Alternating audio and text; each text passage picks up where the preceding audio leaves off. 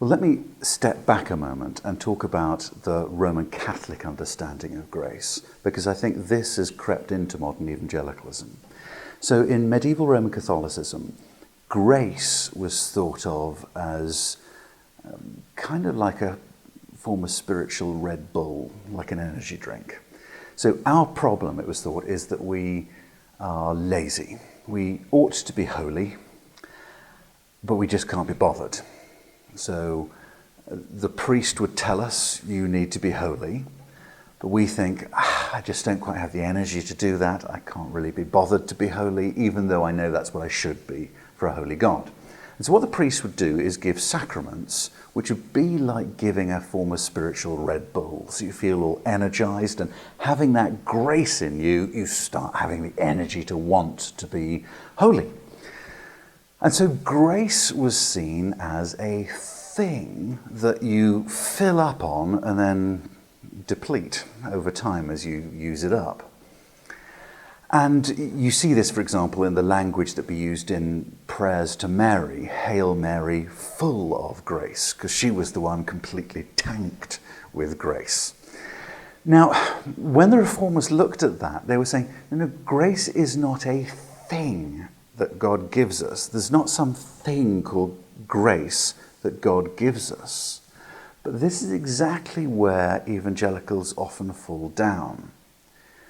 By rightly wanting to speak of grace, how salvation is all of grace, the danger is grace can sound like a person or a thing. And so what God gives us is this stuff called grace. For example, when we talk about one of the common descriptions of grace is God's riches at Christ's expense, which is true in lots of ways, but it can still sound like it's stuff that God gives us. But what the Reformers meant when they spoke of grace is a shorthand way of speaking of God's kindness in giving us Christ. So he doesn't give us some stuff, he gives us himself. And this is absolutely vital for the problem we see in churches in the split between evangelism and discipleship.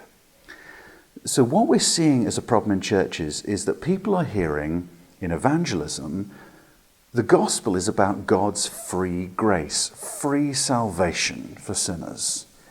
And people are going to want to say, well, of course I want that. Heaven for free? Yes, please, because I love me. I want good things for me. And then when it comes to discipleship, it simply doesn't make sense why there should be any call for holy living, because it was all free. That's the problem when you talk about abstract grace, or what Dietrich Bonhoeffer called grace without Jesus Christ. What we should preach is Jesus Christ. So I offer, as an evangelist, I offer Jesus Christ free to all. His life, walking in his ways with him, that is life, that is joy, that is freedom. And then when it comes to discipleship, if someone's falling down, I can say, my brother, my sister, why are you walking away from the salvation to which you're called?